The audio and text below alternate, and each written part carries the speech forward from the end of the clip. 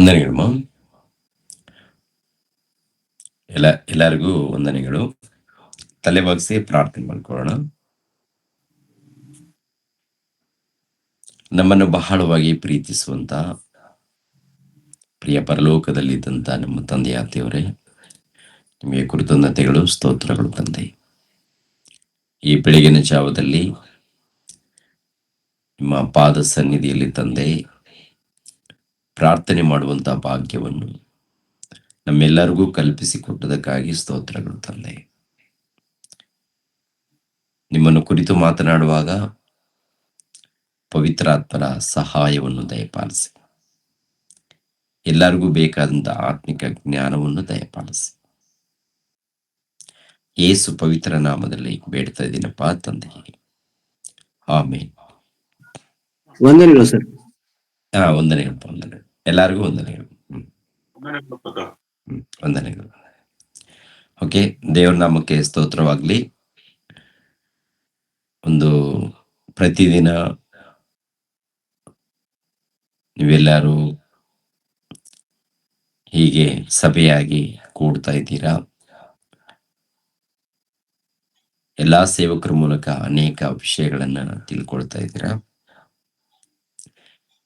ಪ್ರತಿಯೊಬ್ಬರು ಕೂಡ ಪ್ರತಿ ಅಂಶವನ್ನ ನೀಟಾಗಿ ಬರೆದುಕೊಳ್ಳಿ. ಏನ್ ಹೇಳಿದರೂ ಮತ್ತೊಂದು ಸಾರಿ ಅದನ್ನ ರಿಪೀಟ್ ಆಗಿ ಮತ್ತೊಂದು ಸಾರಿ ಆ ವಿಡಿಯೋವನ್ನ ಕೇಳಿ, ಪ್ರತಿಯೊಬ್ಬರದು ಸೇವಕರದು. ಓಕೆ, ಇವಾಗ ನಾನು ಮಾತನಾಡುವಂತ ಅಂಶದ ಹೆಸರು ಲಯಭಾಗದ ಸೌಂದರ್ಯವು ಇದೆಯಾ ಎಂಬ ಅಂಶವನ್ನು ನಿಮ್ಮೊಟ್ಟಿಗೆ ಮಾತನಾಡ್ತಾ ಇದ್ದೀನಿ. ಲಯಭಾಗದ ಸೌಂದರ್ಯ ಇದೆಯಾ ಎಂಬ ಅಂಶವನ್ನು. ಪ್ರಿಯರಾದ ದೇವರ ಮಕ್ಕಳಿರ, ಮಾನವ ಸಮಾಜದಲ್ಲಿ ಎಲ್ಲದಕ್ಕಿಂತ ಹೆಚ್ಚಾಗಿ ಸಮಯ, ಹಣದ ಖರ್ಚು, ವೆಚ್ಚವನ್ನು ಮಾಡಿ ಸೌಂದರ್ಯಗೋಸ್ಕರ ಈ ಲೋಕದಲ್ಲಿ ಅಂದವಾಗಿ, ಸುಂದರವಾಗಿ ಕಾಣಿಸಬೇಕು ಎಂಬ ಆಲೋಚನೆಯಿಂದ ಮನುಷ್ಯರು ಬಹಳ ಸಮಯವನ್ನು ಖರ್ಚು ಮಾಡ್ತಾರೆ. ಎರಡನೇದಾಗಿ ಹಣವನ್ನು ಕೂಡ ಅಷ್ಟೇ ಖರ್ಚು ಮಾಡ್ತಾ ಇರ್ತಾರೆ. ಸಮಯವನ್ನು, ಹಣವನ್ನು. ಯಾಕೆ ಅಂತ ನೋಡುವಾಗ, ಪ್ರಿಯರಾದ ದೇವರ ಮಕ್ಕಳಿರ, ಸೌಂದರ್ಯದಗೋಸ್ಕರ ಅಂತ. ಈ ಲೋಕದಲ್ಲಿ ಅಂದವಾಗಿ, ಸುಂದರವಾಗಿ ಕಾಣಬೇಕು ಎಂಬ ಉದ್ದೇಶದಿಂದ. ಏನ್ರಿ, ಮನುಷ್ಯನ ಒಂದು ದೇಹದಲ್ಲಿ ಎಷ್ಟು ಅವಯವಗಳಿದೆಯೋ, ಹೊರಗಡೆ ಕಾಣುವಂತ ಈ ದೇಹ, ಒಳಗಡೆ ಅಂಗಾಂಗಗಳು ಅದು ಬೇರೆ. ಹೊರಗಡೆ ಕಾಣುವಂಥದ್ದು ಮುಖ, ಕಣ್ಣುಗಳು, ಮೂಗು, ಕಿವಿ, ಕೈಕಾಲುಗಳು, ಎದೆಯ ಭಾಗ, ಇವೆಲ್ಲ ನೋಡುವಾಗ ಪ್ರತಿಯೊಬ್ಬರು ಕೂಡ ಒಳ್ಳೆ ರೀತಿಯಿಂದ ಕಾಣಬೇಕು ಒಂದು ಆಲೋಚನೆ ಇರ್ಲಿ. ಒಳ್ಳೆ ರೀತಿಯಿಂದ ಕಾಣಬೇಕು ಎನ್ನುವಂಥದ್ದು ಇರಬಹುದು, ತಪ್ಪೇನಲ್ಲ. ಆದರೆ ಇದ್ರಿಗೋಸ್ಕರ ಸಮಯ ಬಹಳ ವ್ಯರ್ಥವಾಗಿ ಕಳೆಯುವಂಥದ್ದು, ಎರಡನೇದಾಗಿ ವೆಚ್ಚ ಮಾಡುವಂಥದ್ದು, ಹೀಗೇನೆ ತಮ್ಮ ಜೀವಿತವನ್ನ ಕಳೀತಾ ಇರ್ತಾರೆ. ಯಾತಕ್ಕಾಕಿ ಅಂದ್ರೆ ಅಂದದಗೋಸ್ಕರ, ಸೌಂದರ್ಯದಗೋಸ್ಕರ. ಈ ಸೌಂದರ್ಯ ಜಾಸ್ತಿ ಬೆಳಿಬೇಕು ಅಂತ. ಇದರಲ್ಲಿ ಸ್ತ್ರೀ ಪುರುಷರಿದ್ದಾರೆ.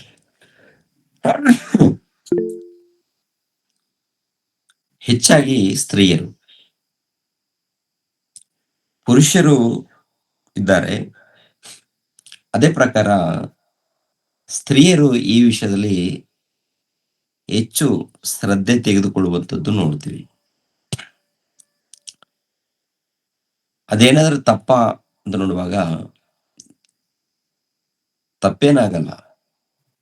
ಆದ್ರೆ ದೇವ್ರು ಕೊಟ್ಟಂತ ಸಮಯವನ್ನು, ಕಾಲವನ್ನು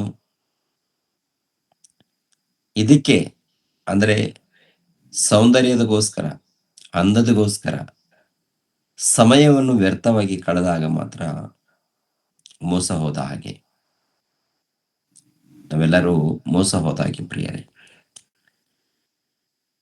ನೋಡಿ, ಒಂದು ವಚನವನ್ನ ನಾವು ನೋಡೋಣ. ಪೇತ್ರನು ಬರೆದ ಮೊದಲನೇ ಪತ್ರಿಕೆ, ಪೇತ್ರನು ಬರೆದ ಮೊದಲನೇ ಪತ್ರಿಕೆ 3ನೇ ಅಧ್ಯಾಯ, ಪೇತ್ರನು ಬರೆದ ಮೊದಲನೇ ಪತ್ರಿಕೆ 3ನೇ ಅಧ್ಯಾಯ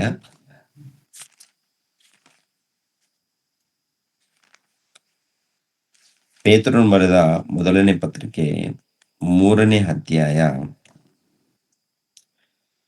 4ನೇ ವಚನವನ್ನು ನೋಡೋಣ. 4-5.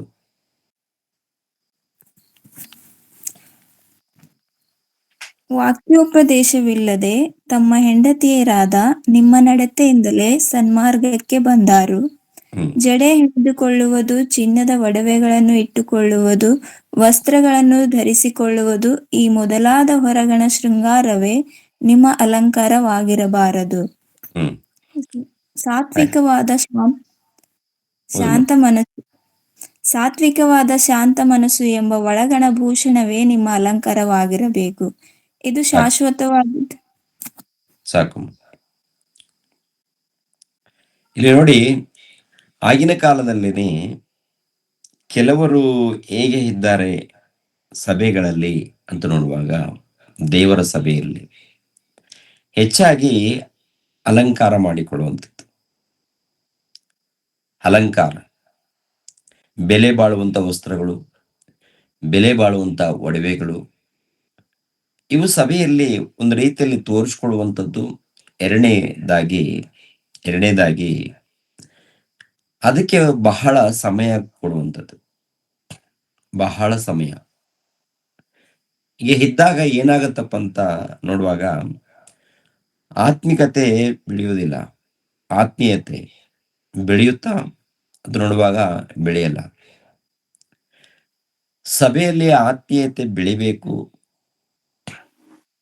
ಒಂದು ಭಕ್ತಿ ನಂಬಿಕೆ ಬೆಳಿಬೇಕು ಅಂದಾಗ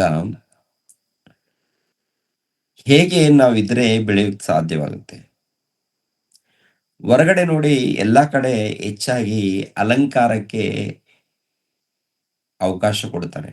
ಸಮಯ ಬಹಳ ಖರ್ಚು ಮಾಡುವಂಥದ್ದು ನೋಡ್ತೀವಿ.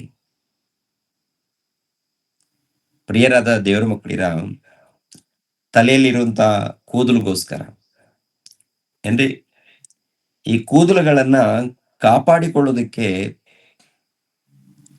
ಅನೇಕ ರೀತಿಯಾದ ಎಣ್ಣೆಯನ್ನ ಬಳಸ್ತಾ ಇರ್ತಾರೆ. ಅಂದ್ರೆ ಕೂದಲುಗಳು ಕಪ್ಪಗಿರ್ಬೇಕು, ಜಾಸ್ತಿ ಬೆಳಿಬೇಕು ಅಂತೇಳಿ ಬಹಳ ಹಣವನ್ನ ಖರ್ಚು ಮಾಡ್ತಾ ಇರ್ತಾರೆ ಈ ಸಮಾಜದಲ್ಲಿ. ಅದೇ ಪ್ರಕಾರ ಮುಖದ ವಿಷಯದಲ್ಲಿ ನೋಡುವಾಗ ಬಹಳ ನಾನು ಬೆಳ್ಳಗೆ ಕಾಣಬೇಕು, ಅಂದವಾಗಿ ಕಾಣಬೇಕು, ಯಾವ ಮುಖದಲ್ಲಿ ಕಲೆ ಇರಬಾರ್ದು, ಮಚ್ಚೆ ಇರಬಾರ್ದು ಅಂತೇಳಿ ಅನೇಕ ಕ್ರೀಮ್ಗಳನ್ನು ಬಳಸ್ತಾ ಇರ್ತಾರೆ. ಎರಡನೇದಾಗಿ ವೈದ್ಯರ ಬಳಿಯಲ್ಲಿ ತೋರಿಸ್ತಾ ಇರ್ತಾರೆ. ಅಂದ್ರೆ ಇನ್ನು ನಾನು ಚೆನ್ನಾಗಿ ಕಾಣಬೇಕು, ಇನ್ನೂ ಅಂದವಾಗಿ ಕಾಣಬೇಕು, ಈ ಮಚ್ಚೆ ಹಾಕಿದೆ, ಈ ಕಲೆ ಹಾಕಿದೆ, ಇದನ್ನ ಹೋಗ್ಬೇಕು, ಏನ್ ಬಳಸಿದ್ರೆ ಹೋಗುತ್ತೆ, ಎಷ್ಟು ಕ್ರೀಮ್ಗಳನ್ನು ಬಳಸಬೇಕು ಅಂತೇಳಿ ಹೀಗೆ ಬಳಸ್ತಾ ಇರ್ತಾರೆ ಕೆಲವರು. ಆಮೇಲೆ ಸ್ತ್ರೀಯರಲ್ಲಿ ಏನಪ್ಪಾ ಅಂದ್ರೆ ಹೆಚ್ಚಾಗಿ ಈ ತುಟಿಗಳನ್ನ, ಇಲ್ಲಾಂದ್ರೆ ಕಣ್ಣುಗಳು, ಕಣ್ಣು ರೆಪ್ಪೆಗಳು, ಕಿವಿಗಳ ವಿಷಯದಲ್ಲಿ, ಮೂಗು ವಿಷಯದಲ್ಲಿ, ಅಂದ್ರೆ ಇವೆಲ್ಲ ಅವಯವಗಳ ವಿಷಯದಲ್ಲಿ, ಹೊರಗಡೆ ಕಾಣುವಂತ ಒಂದು ಅವಯವಗಳ ವಿಷಯದಲ್ಲಿ ಹೆಚ್ಚಾಗಿ ಶ್ರದ್ಧೆ ತಗೊಳ್ಳುವಂಥದ್ದು ನೋಡ್ತೀವಿ, ಪುರುಷರಲ್ಲಿ ಕೂಡ ಹೆಚ್ಚಾಗಿ. ಅಂದ್ರೆ ಸೌಂದರ್ಯದ ವಿಷಯದಲ್ಲಿ, ಅಂದದ ವಿಷಯದಲ್ಲಿ, ಹೊರಗಡೆ ಕಾಣುವಂತ ಅಂದದ ವಿಷಯದಲ್ಲಿ ಬಹಳ ತವಕ ಪಡ್ತಾ ಇರ್ತಾರೆ. ಖರ್ಚು ಬಹಳ ಮಾಡ್ತಾ ಇರ್ತಾರೆ. ಯಾಕೆ ಅಂತ ನೋಡುವಾಗ, ನಾನು ಈ ಸಮಾಜದಲ್ಲಿ ಒಳ್ಳೆ ರೀತಿಯಲ್ಲಿ ಕಾಣಬೇಕು, ಅಂದವಾಗಿ ಕಾಣಬೇಕು, ಎಲ್ಲರೂ ನನ್ನನ್ನು ನೋಡಿ ಮೆಚ್ಚಬೇಕು. ಈ ಭಾವನೆ ಇದೆಯಾ? ಇಂಥ ಆಲೋಚನೆಗಳಿದೆಯಾ? ಇಂಥ ಆಲೋಚನೆಗಳು ಮನುಷ್ಯರಲ್ಲಿ ಕಾಣ್ತಾ ಇರುತ್ತೆ. ಇದೆಲ್ಲ ನೋಡುವಾಗ ಲಯವಾಗುವಂಥದ್ದು, ನಾಶವಾಗುವಂಥದ್ದು, ನಾಶವಾಗುವಂಥದ್ದು, ಲಯವಾಗುತ್ತೆ. ಉಳಿಯುತ್ತಾ ನಾಶವಾಗುತ್ತಪ್ಪ. ಎಲ್ಲ ನಾಶವಾಗುತ್ತೆ. ಎಲ್ಲರಿಗೂ ಗೊತ್ತಲ್ವಾ? ದೇವರ ಮಕ್ಕಳಾಗಿರುವಂತ ಪ್ರತಿಯೊಬ್ಬರಿಗೂ ಗೊತ್ತಿರುವಂತ ವಿಷಯ. ದೇವರ ಮಕ್ಕಳಾಗಿರುವಂತ ಪ್ರತಿ ಸೇವಕರಿಗೂ, ಸುವಾರ್ತಿಕರಿಗೂ, ವಿಶ್ವಾಸಿಗಳಿಗೂ, ಪ್ರತಿ ಭಕ್ತರಿಗೂ ಗೊತ್ತಿರುವಂತ ವಿಷಯ. ಆದರೂ ಕೂಡ ಇದರ ಬಗ್ಗೆ ನಾವು ಶ್ರದ್ಧೆ ತಗೊಳ್ತಾ ಇರ್ತೀವಿ. ದೇವರ ವಾಕ್ಯ ಎಷ್ಟು ಹೇಳಿದ್ರು ಇದರ ಬಗ್ಗೆ ಬಹಳ ಶ್ರದ್ಧೆ ಇರುತ್ತೆ.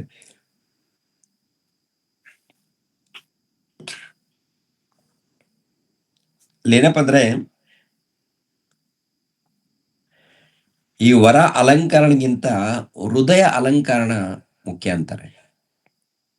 ಹೊರಗಡೆ ಅಲಂಕರಣ ಇರ್ಲಿ, ತಕ್ಕಷ್ಟಿರ್ಬೇಕು. ಅದರಿಗಿಂತ ಪ್ರಾಮುಖ್ಯವಾದದ್ದು ಹೃದಯ ಅಲಂಕರಣ, ಬಹಳ ಮುಖ್ಯವಾದದ್ದು ಅಂತ ಹೇಳ್ತಾರೆ. ಹೃದಯ ಅಲಂಕರಣ. ಈ ಹೊರಗಡೆ ವಿಷಯದಲ್ಲಿ ಕಾಣುವಂತ ಈ ದೇಹ, ಕಾಣುವಂತ ಈ ಅಂದವು, ಸೌಂದರ್ಯವು, ಇವೆಲ್ಲ ವಿಷಯದಲ್ಲಿ ಯೋಚನೆ ಮಾಡುವಾಗ, ಯಾವಾಗ ಇವರು ರೆಡಿ ಆಗ್ತಾರೆ, ಯಾವಾಗ ರೆಡಿ ಆಗ್ತಾರೆ ಸ್ತ್ರೀಯರು, ಎಲ್ಲಿ, ಯಾವಾಗ ಅಂತ ನೋಡುವಾಗ, ಹೊರಗಡೆ ಎಲ್ಲಾದ್ರೂ ಫಂಕ್ಷನ್ ನಡೀತಾ ಇರುತ್ತಲ್ಲ, ಪ್ರೋಗ್ರಾಮ್ಗಳು ನಡೀತಾ ಇರುತ್ತೆ ನೋಡಿ, ಮದುವೆ ಪ್ರೋಗ್ರಾಮ್ಗಳು, ಬರ್ತ್ಡೇ ಕಾರ್ಯಕ್ರಮಗಳು, ಇನ್ನು ಯಾವುದೋ ಒಂದು ಕಾರ್ಯಕ್ರಮಗಳು ನಡೆಯುವಾಗ, ಇಲ್ಲ ಹಬ್ಬದ ವಾತಾವರಣ ಇರುವಾಗ, ಅವಾಗ ತುಂಬಾ ಏನ್ರಿ ಅಂದವಾಗಿ ರೆಡಿಯಾಗಿ ಹೋಗ್ತಾ ಇರ್ತಾರೆ ಹೊರಗಡೆ. ನೋಡಿ, ಒಂದು ಗಮನಿಸ್ಬೇಕು, ಮನೆಯಲ್ಲಿ ಹೇಗಿರ್ತಾರಪ್ಪ ಅಂತ ನೋಡುವಾಗ, ಮನೆಯಲ್ಲಿ ಕೆಲಸ ಮಾಡ್ತಾ ಇರ್ತಾರೆ. ಆ ಕೆಲಸದಗೋಸ್ಕರ ಏನಪ್ಪಾ ಅಂದ್ರೆ ಒಂದು ರೀತಿಯಲ್ಲಿ ಇರ್ತಾರೆ ಪ್ರಿಯರೇ. ಹೊರಗಡೆ ಹೋಗುವಾಗ ಮಾತ್ರ ಸಮಯ ಕೊಟ್ಟು ತುಂಬಾ ಚೆನ್ನಾಗಿ ರೆಡಿಯಾಗಿ ಹೋಗ್ತಾರೆ. ಇಲ್ಲಿ ಏನ್ ನಡೆಯುತ್ತೆ?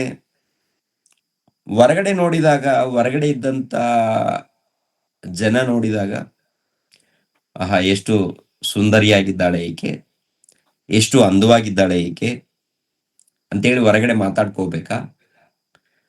ತಕ್ಕಷ್ಟಿರ್ಲಿ, ತಪ್ಪೇನಿಲ್ಲ, ತಕ್ಕಷ್ಟಿರ್ಲಿ. ನಾನು ತಪ್ಪು ಅಂತ ನಾನು ಹೇಳ್ತಾ ಇಲ್ಲ. ಯಾಕೆಂದ್ರೆ ಪ್ರತಿ ಸ್ತ್ರೀಯರು ನನ್ನ ತಂಗಿಯರು, ನನ್ನ ಅಕ್ಕಂದಿರು, ಪ್ರತಿ ಒಬ್ರು ಕೂಡ ತಕ್ಕಷ್ಟು ಇರ್ಲಿ ಅಂತ ನಾನು ಹೇಳ್ತಾ ಇದ್ದೀನಿ. ತಪ್ಪೇನಲ್ಲ.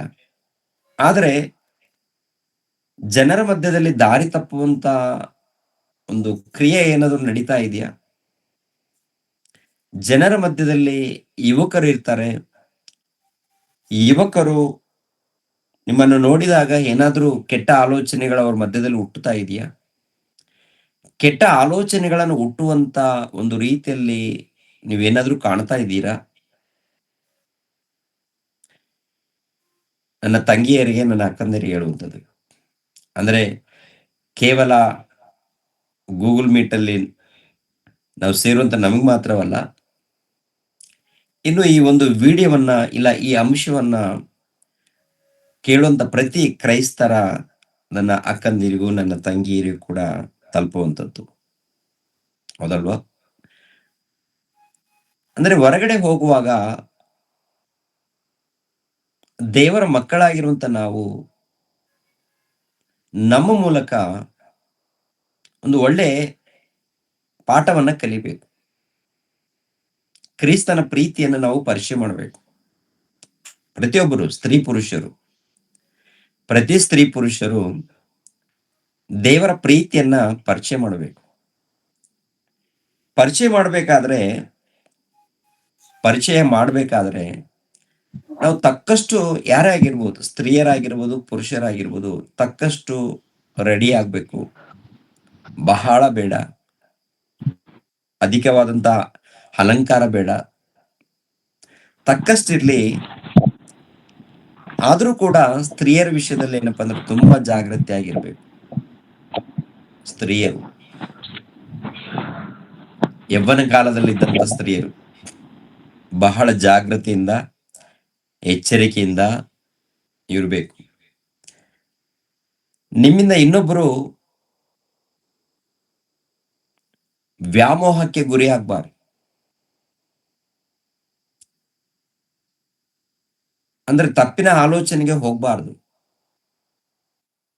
ಅಂತ ಆಲೋಚನೆ ಬರುವ ಹಾಗೆ ನೀವು ಕಾಣಬಾರದು.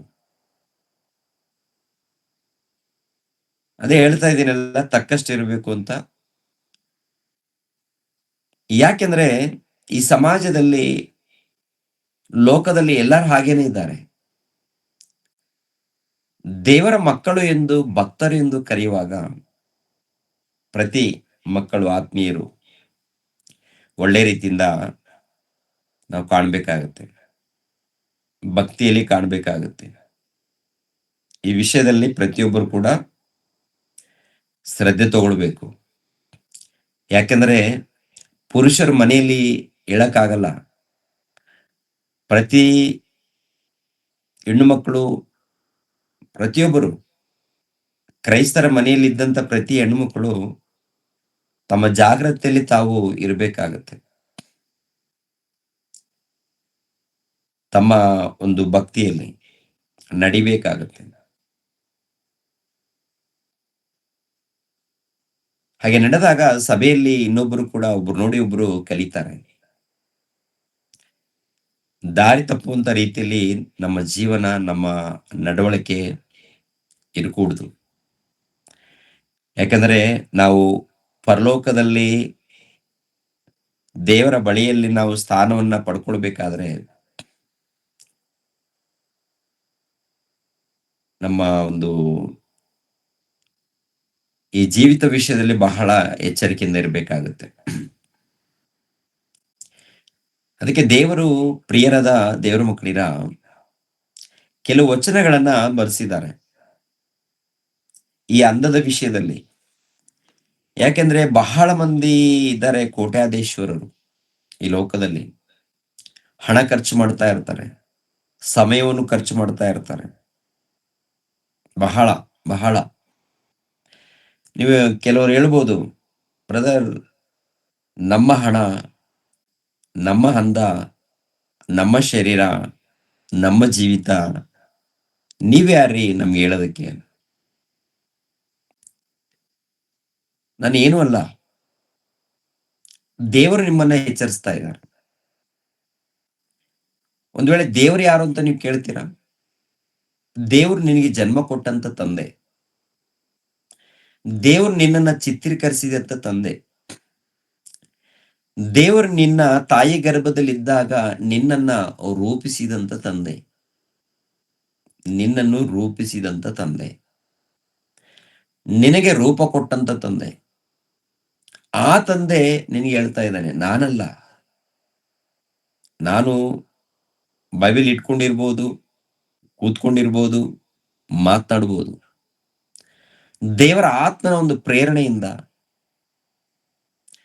ದೇವರ ಆತ್ಮನ ಸಹಾಯದಿಂದ ಭಕ್ತರು, ಸೇವಕರು ಮಾತಾಡ್ತಾರೆ. ಅಲ್ಲಿ ಮಾತಾಡುವಂತ ಮನುಷ್ಯನನ್ನು ನೋಡಬಾರದು. ಅವ್ರು ಮಾತಾಡುವಂತ ಮಾತುಗಳು ದೇವರ ಮೂಲಕ ಬಂದದ್ದ, ಅಥವಾ ಏನಾದ್ರೂ ಕಲ್ಪನೆಯಿಂದ ಹೇಳ್ತಾ ಇದ್ದಾರಾ, ಇದು ನೋಡ್ಬೇಕು. ಯಾಕೆಂದ್ರೆ ತಂದೆಯಾದ ದೇವರು ನಮ್ಮ ವಿಷಯದಲ್ಲಿ ಬಹಳ ಎಚ್ಚರಿಕೆಗಳನ್ನ ಹೇಳಿದ್ದಾರೆ. ಬಹಳ ಎಚ್ಚರಿಕೆ. ಎಲ್ಲರ ಹತ್ರ ಪ್ರೀತಿಯಿಂದ ಒಳ್ಳೆ ರೀತಿಯಿಂದ ಇರಬೇಕು, ಆತ್ಮಿಕವಾಗಿರ್ಬೇಕು, ಅನ್ಯೋನ್ಯತೆ ಸಹವಾಸದಲ್ಲಿರ್ಬೇಕು. ಅದೇ ನೇವ ಮಾಡಿ ಕೆಲವರು ದಾರಿ ತಪ್ತಾ ಇರ್ತಾರೆ. ಕೆಲವರು ದಾರಿ ತಪ್ಪುವಂಥದ್ದು. ನಾವು ಆತ್ಮಿಕವಾಗಿದ್ದೀವಿ, ನಾವು ಭಕ್ತಿಯಲ್ಲಿದ್ದೀವಿ, ನಾವು ದೇವರ ಸಹವಾಸದಲ್ಲಿದ್ದೀವಿ ಅಂತೇಳಿ ಅನೇಕ ಕುಟುಂಬಗಳು ದಾರಿ ತಪ್ಪಿದೆ. ಅನೇಕರು ದಾರಿ ತಪ್ಪಿ ಲೋಕದ ಆಶೆಗಳಿಗೆ ಹೋದವರಿದ್ದಾರೆ, ಕಾಮದ ವ್ಯಾಮೋಹದಲ್ಲಿ ಬಿದ್ದವರಿದ್ದಾರೆ. ಅದಕ್ಕೆ ಪ್ರತಿಯೊಬ್ಬರಿಗೆ ಲೆಕ್ಕ ಇರುತ್ತೆ. ಯಾಕೆಂದ್ರೆ ದೇವರಿಂದ ದೂರ ಮಾಡುವಂತ ಕ್ರಿಯೆ ಅದು. ಆಮೇಲೆ ಅನೇಕ ಪಾಪದಲ್ಲಿ ಬೀಳುವಂತ ಕ್ರಿಯೆ, ಆಮೇಲೆ ಸತ್ತ ಮೇಲೆ ಬೆಂಕಿಯ ಕೊಂಡಕ್ಕೆ ಹೋಗಬೇಕಾದಂತ ಪರಿಸ್ಥಿತಿ ಬರುತ್ತೆ ಈ ಒಂದು ಕ್ರಿಯೆಗಳ ಮೂಲಕ. ಅದಕ್ಕೆ ಈ ಒಂದು ಅಂದದ ವಿಷಯದಲ್ಲಿ ದೇವರು ಹೇಳುವಂತ ಮಾತು ಗಮನಿಸಬೇಕು. ಕೀರ್ತನೆ ಗ್ರಂಥ 103ನೇ ಅಧ್ಯಾಯ 15-16ನೇ ವಚನವನ್ನು ನೋಡಿ. ಕೀರ್ತನೆ ಗ್ರಂಥ 103ನೇ ಅಧ್ಯಾಯ 15-16ನೇ ವಚನ. ಮನುಷ್ಯನ ಆಯುಷ್ಕಾಲವು ಹುಲ್ಲಿನಂತಿದೆ, ಅವನು ಅಡವಿಯ ಹೂವಿನ ಹಾಗೆ ಶೋಭಿಸುತ್ತಾನೆ. ಗಾಳಿ ಬಡಿಯುತ್ತಲೇ ಅದು ಹೋಗುವುದು, ಅದರ ಸ್ಥಳವು ಅದನ್ನು ತಿರುಗಿ ಕಾಣುವುದಿಲ್ಲ. ನೋಡಿದ್ರ, ಮನುಷ್ಯನ ಆಯುಷ್ಕಾಲವು ಹುಲ್ಲಿನಂತಿದೆ, ಅವನು ಅಡವಿಯ ಹೂವಿನ ಹಾಗೆ ಶೋಭಿಸುತ್ತಾನೆ. ಗಾಳಿಯು ಬಡಿಯುತ್ತಲೇ ಅದು ಹೋಗುವುದು, ಅದರ ಸ್ಥಳವು ಅದನ್ನು ತಿರುಗಿ ಕಾಣುವುದಿಲ್ಲ. ಅದರ ಸ್ಥಳವು ತಿರುಗಿ ಕಾಣುವುದಿಲ್ಲ. ಮನುಷ್ಯನ ಆಯುಷ್ಕಾಲವು ಹುಲ್ಲಿನಂತಿದೆ, ಅಡವಿಯ ಹೂವಿನ ಹಾಗೆ ಶೋಭಿಸುತ್ತದೆ. ಹೊಳೆಯುತ್ತೆ, ಅಂದವಾಗಿ ಹೊಳೆಯುತ್ತೆ. ಅದೇನಪ್ಪ ಅಂತ ನೋಡುವಾಗ ಒಂದು 4 ದಿನ ಮಾತ್ರ, ಒಂದು 4 ದಿನ ಮಾತ್ರ, 3-4 ದಿನ ಮಾತ್ರ. ಅಂದ್ರೆ 3-4 ದಿನಗಳು ಅಂದ್ರೆ ಚಿಕ್ಕ ಬಾಲಕರ ಕಾಲ, ಯವ್ವನ ಕಾಲ. ಓಕೆ, ಈ ಬಾಲಕರ ಕಾಲ ಏನಂದ್ರೆ ಬೆಳೆಯುವಂಥದ್ದು. ಯವ್ವನ ಕಾಲ ಬಂದಾಗ ಒಳೆಯುವಂಥದ್ದು, ಹೂವಿನ ಹಾಗೆ ಶೋಭಿಸುತ್ತದೆ. ಆಮೇಲೆ ಏನಾಗುತ್ತೆ ಅಂತ ಹೇಳ್ತಾರೆ, ಗಾಳಿ ಬಡಿಯುತ್ತಲೇ ಅದು ಹೋಗುವುದು, ಅದರ ಸ್ಥಳವು ಅದನ್ನು ತಿರುಗಿ ಕಾಣುವುದೇ ಇಲ್ಲ. ಗಾಳಿ ಅಂದಾಗ ಈ ಲೋಕದಲ್ಲಿ ಯಾವುದೋ ಒಂದು ಸಂಕಟಗಳು, ಶ್ರಮೆಗಳು ಬರುವಂಥದ್ದು. ಅವಾಗ ಏನಾಗುತ್ತೆ, ಈ ದೇಹ ಹೀಗೇನೆ ಇರುತ್ತಾ? ಹೀಗೇನೆ ಇರ್ತೀವ? ಯವ್ವನ ಕಾಲದಲ್ಲಿ ಇದ್ದ ಹಾಗೇನೆ ಇರ್ತೀವ? ಅದು 4 ದಿನ. ಆ ಯವ್ವನ ಕಾಲದಲ್ಲಿ ಮಾಡಬೇಕಾದಂತ ಕ್ರಿಯೆಗಳು, ದೇವರು ಮೆಚ್ಚುವಂತ ಕಾರ್ಯಕ್ರಮಗಳು ಮಾಡಬೇಕು. ಯಾರನ್ನ ಮೆಚ್ಚಿಸೋದಕ್ಕೆ ಈ ಕಾರ್ಯಕ್ರಮಗಳು ನಡೀತಾ ಇದೆ? ಮನುಷ್ಯರು ಮೆಚ್ಚೋದಿಕ್ಕೆ, ಮನುಷ್ಯರು ಒಬ್ರಿಗೊಬ್ರು ಮೆಚ್ಚೋದಿಕ್ಕೆ. ಅವ್ರು ಮೆಚ್ಚಬೇಕು, ಪುರುಷನ್ ಮೆಚ್ಚಬೇಕು ಅಂತ, ಇನ್ನೊಬ್ಬನ್ ಮೆಚ್ಚಬೇಕು, ನೋಡ್ಬೇಕು, ನನ್ನ ನೋಡಿ ಮೆಚ್ಚಬೇಕು ಅಂತೇಳಿ, ನನ್ನ ನೋಡಿ ಮೆಚ್ಚಬೇಕು ಅಂತೇಳಿ. ಏನಮ್ಮ ಮೆಚ್ಚಬೇಕು? ಏನಯ್ಯ ನಿನ್ನನ್ನು ನೋಡಿ ಮೆಚ್ಚಬೇಕು? ಅವರು ನೋಡಿ ಖುಷಿ ಪಡಬೇಕಾ? ನಿನ್ನ ಅಂದವನ್ನ ನೋಡಿ, ನಿನ್ನ ಅವಯವಗಳನ್ನು ನೋಡಿ ಏನ್ ಪಡಬೇಕು? ಏನಿದೆ?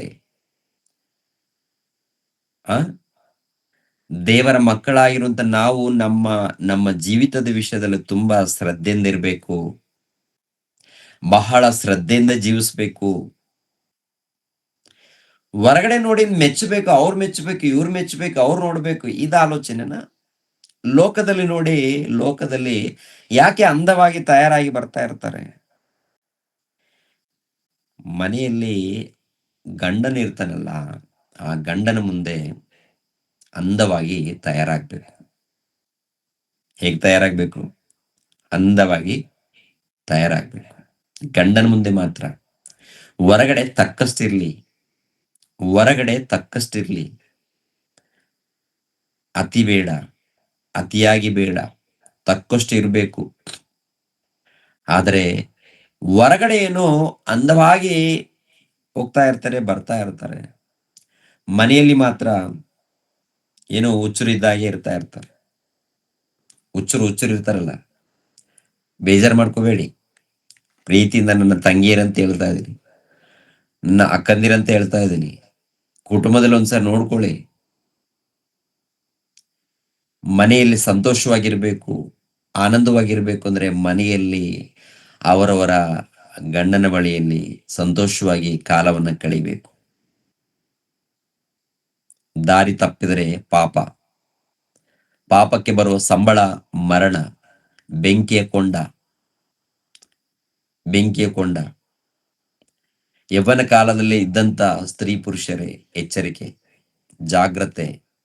ನೀವು ಜಾಗ್ರತೆ ಪಡದೆ ಹೋದ್ರೆ ಮೋಸ ಹೋಗ್ತೀರಾ. ನೀವು ಮೋಸ ಹೋಗ್ತೀರಾ. ಯಾಕೆಂದ್ರೆ ಮಾಡಬಾರ್ದ ತಪ್ಪುಗಳು ನಡೆದಾಗ, ಪಾಪಗಳು ನಡೆದಾಗ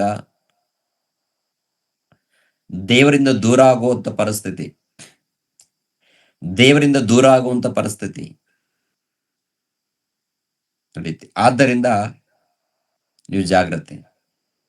ದೇವರು ಹೇಳುವಂತ ಮಾತನ್ನ ಗಮನಿಸಿರಿ. ಮತ್ತೊಂದು ಯೆಶಾಯನ ಗ್ರಂಥ 40ನೇ ಅಧ್ಯಾಯ 5, ಯೆಶಾಯನ ಗ್ರಂಥ 40ನೇ ಅಧ್ಯಾಯ 6ನೇ ವಚನದಿಂದ 8ನೇ ವಚನದವರೆಗೆ. ಆಹಾ, ವಾಣಿಯು ಮತ್ತೆ ಕೇಳಿಸಿ ಹ್ಮ್ ಕೂಗು ಕೂಗು ಎನ್ನುತ್ತದೆ. ಅದಕ್ಕೆ ನಾನು ಏನು ಕೂಗಲಿ ಎಂದು ಕೇಳಲು, ನರಜಾತಿಯೆಲ್ಲ ಹುಲ್ಲಿನ ಹಾಗಿದೆ, ಅದರ ಲಾವಣ್ಯವೆಲ್ಲ ಅಡವಿಯ ಹೂವಿನಂತಿದೆ. ಯೆಹೋವನ ಶ್ವಾಸವು ಅದರ ಮೇಲೆ ಬೀಸುವುದರಿಂದ ಹುಲ್ಲು ಒಣಗಿ ಹೋಗುವುದು, ಹೂವು ಬಾಡಿ ಹೋಗುವುದು. ಜನವು ಹುಲ್ಲೇ ಹುಲ್ಲು, ಹುಲ್ಲು ಒಣಗಿ ಹೋಗುವುದು, ಹೂವು ಬಾಡಿ ಹೋಗುವುದು, ನಮ್ಮ ದೇವರ ಮಾತು ಸದಾಕಾಲವೂ ಇರುವುದು ಎಂದು ಉತ್ತರವಾಯಿತು. ಸಾಕು. ನೋಡಿದ್ರ, ವಾಣಿಯು ಮತ್ತೆ ಕೇಳಿಸಿ ಕೂಗು ಎನ್ನುತ್ತದೆ. ಕೂಗು ಎನ್ನುತ್ತದೆ. ಏನ್ ಕೂಗು ಎನ್ನುತ್ತದೆ? ಯಾರು? ಯೆಹೋವನ ಬಾಯೇ ಇದನ್ನು ನುಡಿದಿದೆ. ಮೇಲ್ಗಡೆ ಮಾತು ನೋಡುವಾಗ ಎಂದು ಒಬ್ಬನು ಕೂಗುತ್ತಾನೆ. ಆಹಾ, ವಾಣಿಯು ಮತ್ತೆ ಕೇಳಿಸಿ ಕೂಗು ಎನ್ನುತ್ತದೆ. ಅದಕ್ಕೆ ನಾನು ಏನು ಕೂಗಲಿ ಎಂದು ಕೇಳಲು, ನರ ಜಾತಿಯೆಲ್ಲ ಹುಲ್ಲಿನ ಹಾಗಿದೆ, ಅದರ ಲಾವಣ್ಯವೆಲ್ಲ ಅಡವಿಯ ಹೂವಿನಂತಿದೆ. ಯೆಹೋವನ ಶ್ವಾಸವು ಅದರ ಮೇಲೆ ಬೀಸುವುದರಿಂದ ಹುಲ್ಲು ಒಣಗಿ ಹೋಗುವುದು, ಹೂವು ಬಾಡಿ ಹೋಗುವುದು. ಜನವು ಹುಲ್ಲೇ ಹುಲ್ಲು, ಹುಲ್ಲು ಒಣಗಿ ಹೋಗುವುದು, ಹೂವು ಬಾಡಿ ಹೋಗುವುದು. ಜನ ಏನಾಗಿದ್ದಾರೆ? ಹುಲ್ಲು. ಹುಲ್ಲೇ ಹುಲ್ಲು ಅಂತಾರೆ. ಹುಲ್ಲು, ನೀನು ಹುಲ್ಲು. ಅಂದವಾಗಿ ಮೆರೆಯುವಂತ ಪ್ರತಿ ಒಬ್ಬರನ್ನ ನೋಡಿ ಯಾವ ರೀತಿ ನೋಡ್ಬೇಕಪ್ಪ? ನಾವೆಲ್ಲರೂ ಯಾವ ದೃಷ್ಟಿಯಿಂದ ನೋಡ್ತೀರಮ್ಮ? ಅಂದವಾಗಿ ಮೆರೆದಿದ್ದಾರೆ ಅಂದ್ರೆ ಇರ್ಲಿ, ಅಂದ ಇರ್ಲಿ, ತಪ್ಪೇನಲ್ಲ, ತಕ್ಕಷ್ಟಿರ್ಲಿ. ಹೊರಗಡೆ ಕಾಣುವಾಗ ಬಹಳ ಜಾಗ್ರತೆಯಿಂದ ಇರಬೇಕು. ಸ್ತ್ರೀಯರು ಅಲಂಕಾರ ವಿಷಯದಲ್ಲಿ ಬಹಳ ಜಾಗ್ರತೆ. ಅವಯವಗಳನ್ನ ಏನ್ರಿ ತಮ್ಮ ವಸ್ತ್ರಗಳಿಂದ ಒಳ್ಳೆ ರೀತಿಯಿಂದ ಧರಿಸ್ಕೊಳ್ಬೇಕಾಗತ್ತೆ. ಜಾಗ್ರತೆ ಈ ವಿಷಯದಲ್ಲಿ ಪ್ರತಿಯೊಬ್ಬರು ದಾರಿ ತಪ್ಪಬಾರದು. ಪ್ರತಿಯೊಬ್ಬರು ಕೂಡ ದೇವರು ಹೇಳುವಂತ ಮಾತೇನು ಹೇಳಿ? ನರ ಜಾತಿಯೆಲ್ಲ ಹುಲ್ಲು ಹುಲ್ಲು, ಹುಲ್ಲೇ ಹುಲ್ಲು. ಏನಂತೆ? ಅಂದವಾಗಿದ್ದಾರೆ ಅಂದ್ರೆ ನೀವೇನ್ ಅನ್ಕೋಬೇಕು? ಇದು ಹುಲ್ಲುಪಾ ಅನ್ಬೇಕು. ಆ ದೃಷ್ಟಿ ಇದೆಯಾ? ಇದು ಹುಲ್ಲು, ಇವತ್ತು ಬೆಳೆದಿದೆ, ನಾಳೆ ಏನಾಗುತ್ತೆ? ಇದು ಬಾಡಿ ಹೋಗುತ್ತೆ. ಏನಾಗುತ್ತೆ ಅಮ್ಮ? ಬಾಡಿ ಹೋಗುತ್ತೆ. ದೇವ್ರು ಹೇಳ್ತಾರೆ. ದೇವ್ರು ಸುಳ್ಳು ಹೇಳಿದಾರ? ದೇವ್ರು ಹೇಳುವಂತ ಮಾತು ಸುಳ್ಳಂತೀರಾ? ದೇವ್ರು ಏನಿದ್ಯೋ ಅದನ್ನ ಹೇಳ್ತಾರೆ. ಸ್ವಲ್ಪ ಒಂದು 4 ದಿನ ಮಾತ್ರ ಮಕ್ಕಳಿರ. ನೀವು ಅಂದವಾಗಿ ಲೋಕದಲ್ಲಿ ಬೆಳೀತಾ ಇದ್ದೀರಾ, ನೀವು ಕಾಣ್ತಾ ಇದ್ದೀರಾ. 4 ದಿನ ಗಾಳಿ ಬಡಿಯುತ್ತಲೇ ಏನಾಗುತ್ತೆ? ಹುಲ್ಲು ಉದುರಿ ಹೋಗುತ್ತೆ, ಬಾಡಿ ಹೋಗುತ್ತೆ, ಒಣಗಿ ಹೋಗುತ್ತೆ. ನಮ್ಮ ಜೀವನ ಅಷ್ಟೇ, ನಮ್ಮ ಬದುಕು ಅಷ್ಟೇ, ನಮ್ಮ ಬದುಕು ಅಷ್ಟೇ ಪ್ರಿಯರೇ. ಎಂತೆಂತವರು ನೋಡಿ, ಸಿನಿಮಾ ಆಕ್ಟರ್ಗಳು, ಲೋಕದಲ್ಲಿ ಉನ್ನತರು, ಶ್ರೀಮಂತರು ಏನಾಗಿದ್ದಾರೆ? ಎಲ್ಲ ಮಣ್ಣು ಪಾಲಾಗಿದ್ದಾರಲ್ಲ, ಎಲ್ಲ ಬಳ್ಕೊಂಡು ಹೋಗಿದ್ದಾರಲ್ಲ, ಹೋಗುವಾಗ ಏನ್ರಿ ಯಾವ ರೀತಿ ಒಣಗಿ ಹೋಗಿದ್ದಾರಲ್ಲ, ಹೋಗುವಾಗ ಹಾಗೆ ಅಂದವಾಗಿ ಹೋಗಿದ್ದಾರ? ಹೋಗುವಾಗ ಅಂದವಾಗಿ ಸುಂದರರಾಗಿ ಹೋಗಿದ್ದಾರ? ಮಣ್ಣು ಪಾಲಾಗಿ ಹೋಗಿದ್ದಾರೆ. ಏನ್ರಿ ಹುಲ್ಲಿನ ಹಾಗೆ ಒಣಗಿ ಹೋಗಿದ್ದಾರೆ. ದೇಹ ಎಲ್ಲ ನೋಡುವಾಗ ಒಣಗಿ ಒಣಗಿ ಹೋಗಿರ್ತಾರೆ, ಅಂದ್ರೆ ಎಲುಬುಗಳು ಮಾತ್ರ ಕಾಣ್ತಾ ಇರುತ್ತೆ. ಯವ್ವನ ಕಾಲದಲ್ಲಿ ಅಂದದಗೋಸ್ಕರ ಎಷ್ಟೋ ಹಣವನ್ನ ಖರ್ಚು ಮಾಡಿ, ಎಷ್ಟೋ ಸಮಯವನ್ನ ಖರ್ಚು ಮಾಡಿ, ದೇವರು ಕೊಟ್ಟಂತ ಕಾಲವನ್ನ ವ್ಯರ್ಥವಾಗಿ ಕಳೆದು,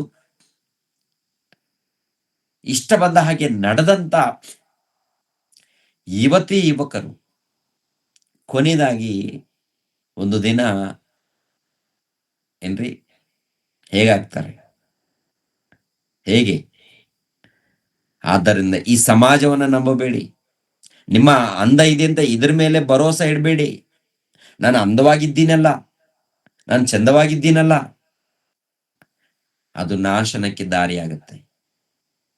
ಯಾರಾದರೂ ಅಂದವಾಗಿ ಚಂದವಾಗಿದ್ದಾಗ ಅದರ ಹಿಂದೆ, ಅವರ ಹಿಂದೆ ಏನ್ರಿ ಅಪಾಯಗಳು, ಅಪಘಾತಗಳು. ಯಾಕಂದ್ರೆ ಹೊರಗಡೆ ಅನೇಕರು ಕಣ್ಣಿಟ್ಟಿರ್ತಾರೆ, ಕಣ್ಣು ಇರುತ್ತೆ.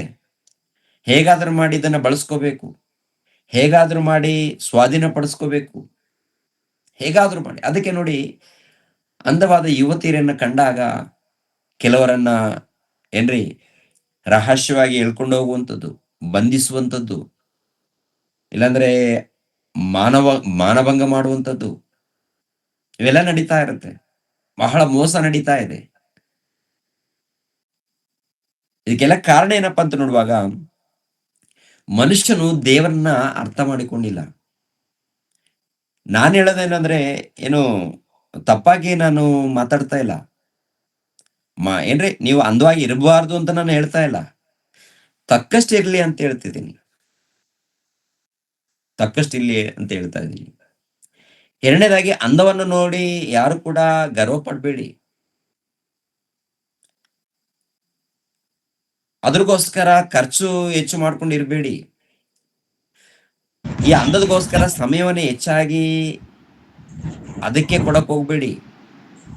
ನಿಮ್ಮ ಸಮಯ ದೇವ್ರಿಗೋಸ್ಕರ ಕೊಡಿ. ನಿಮ್ಮ ಸಮಯ, ನಿಮ್ಮ ಖರ್ಚು ದೇವ್ರಿಗೋಸ್ಕರ ಇರ್ಲಿ.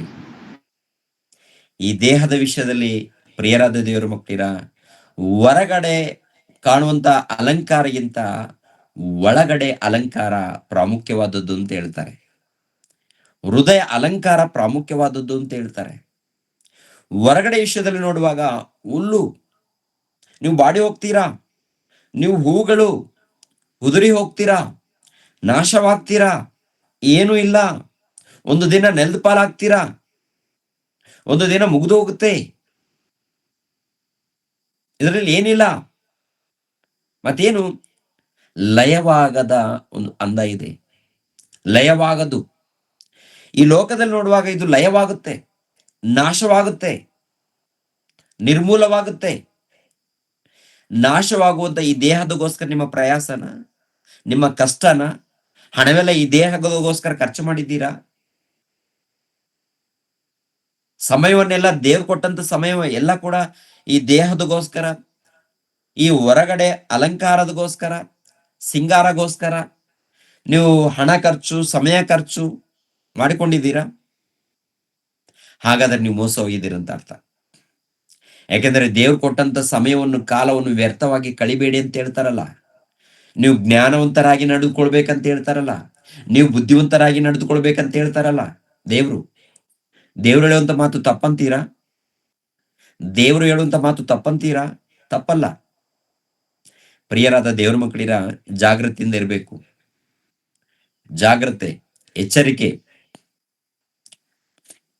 ನಮ್ಮ ನಡವಳಿಕೆ ಪ್ರತಿಯೊಂದು ರೀತಿಯಲ್ಲಿ ಜಾಗೃತಿ ಇರಬೇಕು. ಯಾಕೆಂದ್ರೆ ನಾವು ದೇವರಿಗೆ ಹತ್ತಿರವಾಗಬೇಕು, ನಾವು ದೇವರ ಬಳಿಗೆ ಸೇರ್ಬೇಕು,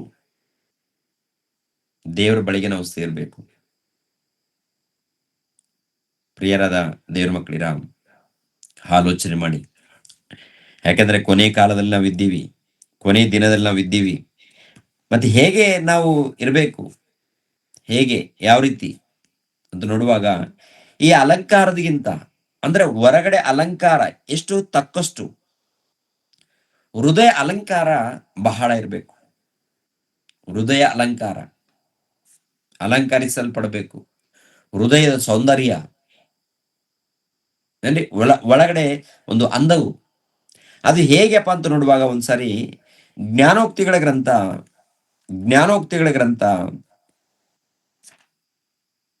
1ನೇ ಅಧ್ಯಾಯ 8ನೇ ವಚನ 9ನೇ ವಚನವನ್ನ ನೋಡೋಣ. ಜ್ಞಾನೋಕ್ತಿಗಳ ಗ್ರಂಥ.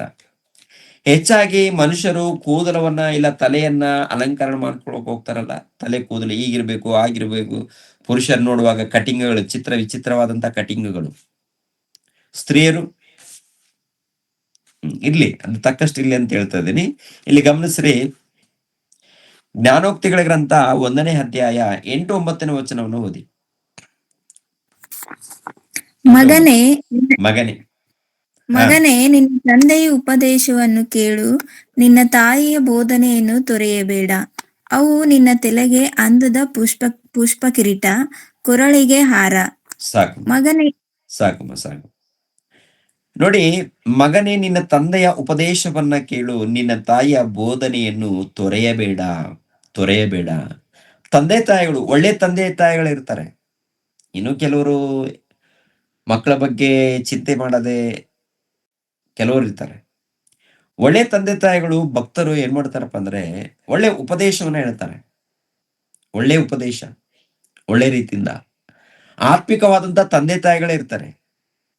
ಆತ್ಮಿಕವಾದಂತ ತಂದೆ ತಾಯಿಗಳು, ಶಾರೀರಿಕವಾದಂತ ತಂದೆ ತಾಯಿಗಳು, ಅವರು ಯಾವಾಗಲೂ ಕೂಡ ಒಳ್ಳೆದನ್ನೇ ಯೋಚನೆ ಮಾಡ್ತಾ ಇರ್ತಾರೆ. ಮಕ್ಕಳಿಗೆ ಒಳ್ಳೆದನ್ನೇ ಕೊಡ್ತಾ ಇರ್ತಾರೆ, ಒಳ್ಳೆದನ್ನೇ ಉಪದೇಶ ಮಾಡ್ತಾ ಇರ್ತಾರೆ. ಅದಕ್ಕೆ ಇಲ್ಲಿ ಹೇಳುವಂತ ಮಾತನ್ನ ಗಮನಿಸ್ಬೇಕು.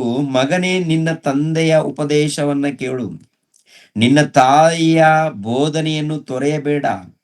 ಅವು ನಿನ್ನ ತಲೆಗೆ ಅಂದದ ಪುಷ್ಪ ಕಿರೀಟ, ಕೊರಳಿಗೆ ಹಾರ. ಅಂದ್ರೆ ಕೊರಳಿಗೆ ಹಾರ, ತಲೆಗೆ ಅಂದದ ಪುಷ್ಪದ ಕಿರೀಟ ಅಂತ ಹೇಳ್ತಾರೆ. ಹೂವಿನ ಕಿರೀಟ ಅದು. ನಿನ್ನ ತಂದೆ ತಾಯಿಗಳ ಮಾತನ್ನ ನಿನ್ನ ಕೇಳಿದಾಗ, ಅದಕ್ಕೆ ಒಳಪಟ್ಟಾಗ, ಅವರಿಗೆ ನೀನು ವಿಧೇಯರಾದಾಗ, ನಿನ್ನ ಆತ್ಮೀಯ ತಂದೆ ತಾಯಿಗಳಿಗೆ ವಿಧೇಯರಾದಾಗ, ಜನ್ಮ ಕೊಟ್ಟಂತ ತಂದೆ ತಾಯಿಗಳಿಗೆ ವಿಧೇಯರಾಗಿ ಒಳಪಟ್ಟಾಗ ಏನಂತ ಹೇಳ್ತಾರೆ? ಅದು ನಿನ್ನ ತಲೆಗೆ ಪುಷ್ಪದ ಕಿರೀಟ, ಹೂವಿನ ಕಿರೀಟ, ಕೊರಳಿಗೆ ಹೂವಿನ ಹಾರ. ಅಂದ್ರೆ ಪುಷ್ಪದ ಕಿರೀಟ ತಲೆಯ ಮೇಲೆ ಅಂದಾಗ, ತಲೆ ಕೂದಲುಗಳನ್ನ ಬಹಳವಾಗಿ ಅಂದವಾಗಿ ಇಟ್ಕೊಳ್ಳೋದಕ್ಕೆ, ಇಲ್ಲ ಬಹಳವಾಗಿ ಅಂದವಾಗಿ ಅದನ್ನ ಏನ್ರಿ ನೋಡಿಕೊಳ್ಳೋದಕ್ಕೆ ಬಹಳ ಕಷ್ಟಪಡ್ತಾ ಇರ್ತೀವಿ. ಬಹಳ ಎಣ್ಣೆಯನ್ನು ಬಳಸ್ತಾ ಇರ್ತೀವಿ. ಇಲ್ಲಿ ಹಾಕೊಳ್ಳಿ, ತಪ್ಪೇನಿಲ್ಲ ಅಂತ ಹೇಳ್ತೀನಿ. ಆದ್ರೆ ಅದಕ್ಕಿಂತ ಪ್ರಾಮುಖ್ಯವಾಗಿ ಪ್ರಿಯರಾದ ದೇವರ ಮಕ್ಕಳಿರ, ಹೃದಯದ ಅಲಂಕಾರ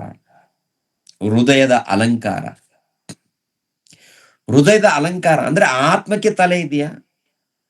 ಆತ್ಮ. ಇಲ್ಲಿ ಹೇಳುವಂತ ಮಾತು, ತಂದೆ ತಾಯಿಗಳ ಮಾತಿಗೆ ವಿಧೇಯರಾದಾಗ, ಕೆಲವರು ತಂದೆ ತಾಯಿಗಳ ಮಾತನ್ನೇ ಕೇಳಲ್ಲ. ನೋಡ್ಪಾ, ಅವ್ರು ಏನ್ ಹೇಳ್ತಾರೆ ವಿಚಾರ ಮಾಡಪ್ಪ, ಒಂದ್ಸರಿ ನೋಡು, ಒಂದ್ಸರಿ ಕೇಳು.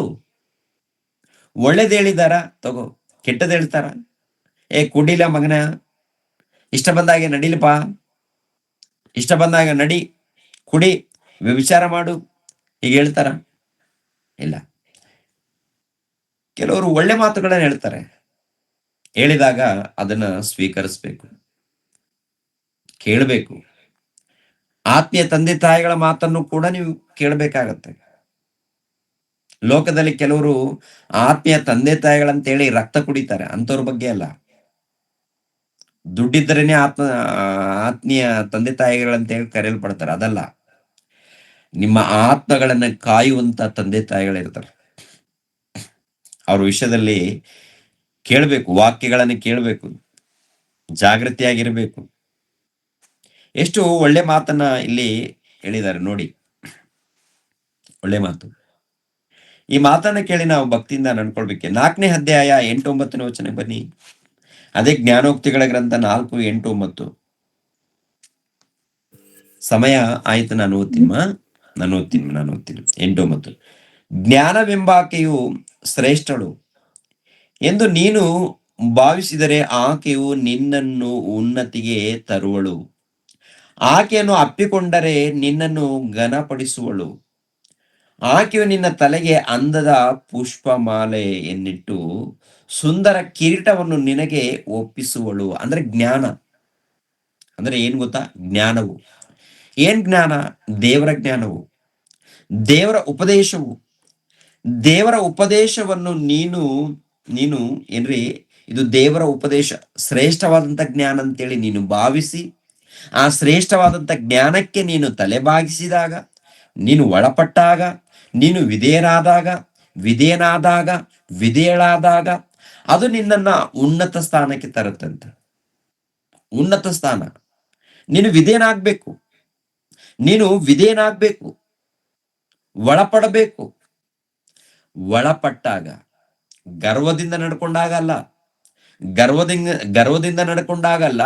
ಗರ್ವದಿಂದ ಮಾತಾಡಿದಾಗ ಅಲ್ಲ, ನೀನು ದೇವರ ವಾಕ್ಯಕ್ಕೆ ವಿಧೇಯನಾಗಿ ಒಳಪಟ್ಟು ಭಯ ಭಕ್ತಿಯಿಂದ ನಡ್ಕೊಂಡಾಗ ನಿನ್ನನ್ನ ಉನ್ನತ ಸ್ಥಾನಕ್ಕೆ ತರುವಂಥದ್ದು.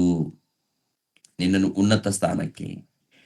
ಇದು ನೋಡಿ ಪ್ರಿಯರಾದ ದೇವರ ಮಕ್ಕಳಿರ, ಒಳಗಣ ಅಲಂಕಾರ ಆಗ್ಬೇಕು ವಾಕ್ಯದ ಮೂಲಕ. ಒಳಗಡೆ ಅಲಂಕಾರಣ, ಹೃದಯ ಅಲಂಕಾರಣ ಆಗ್ಬೇಕು. ಇದು ವಾಕ್ಯದ ಮೂಲಕ ಆಗ್ಬೇಕು. ಇದು ವಾಕ್ಯದ ಮೂಲಕ. ಅವಾಗ ಅಂದದ ಪುಷ್ಪಮಾಲೆಯು ಅಂದ್ರೆ ತಲೆಗೆ ಅಂದದ ಪುಷ್ಪಮಾಲೆಯನ್ನಿಟ್ಟು ಸುಂದರ ಕಿರೀಟವನ್ನ ನಿನಗೆ ಒಪ್ಪಿಸುವಳು. ಸುಂದರ ಕಿರೀಟ ಅಂದ್ರೆ ತಲೆ ಮೇಲೆ ಕಿರೀಟ, ಕಾಣುವಂತ ಕಿರೀಟ ಅಲ್ಲ.